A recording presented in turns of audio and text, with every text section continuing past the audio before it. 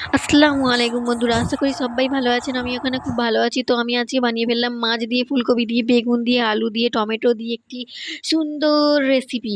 তো রেসিপিটা বানানোর জন্য আমি এখানে মাছটাকে নুন নুন হলুদ মাখিয়ে নিলাম। মাখিয়ে নিয়ে ভালোভাবে এপিট ওপিট করে মাখালাম। মাখিয়ে কড়াইতে উনানে বসিয়ে তেল দিয়ে তার মধ্যে মাছটাকে এক এক করে দিয়ে দিলাম। দিয়ে ওলট পালট করে এপিট ওপিট করে লাল লাল করে ভেজে নিলাম। ভেজে তুলে নিলাম।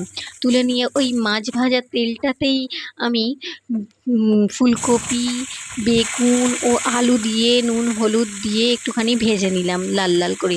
ভেজে নিয়ে তুলে নিলাম অন্য পাত্রে। তুলে নিয়ে এবারে কড়াইতে তেল দিলাম।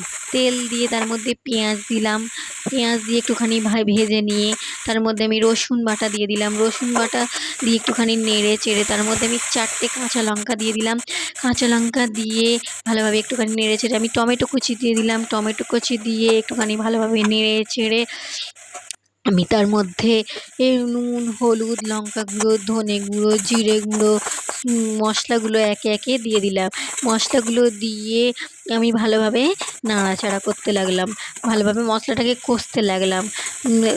মশলা মশলাটা যতক্ষণ না পেস্ট হলো, তো মশলার টমেটোগুলো যতক্ষণ না পেস্ট হলো আমি মশলাটাকে নাড়তে লাগলাম। নেড়ে একটুখানি জল দিয়ে দিলাম। জল দিয়ে ভালোভাবে আরও নাড়াচাড়া করতে লাগলাম। নাড়াচাড়া করে তার মধ্যে আমি ভেজে রাখা ফুলকপি বেগুন আলুর টুকরোগুলোকে দিয়ে দিলাম। দিয়ে ভালোভাবে নাড়াচাড়া করতে লাগলাম। নাড়াচাড়া করে ভালোভাবে কষতে লাগলাম। কষে তার মধ্যে আমি জল দিয়ে দিলাম।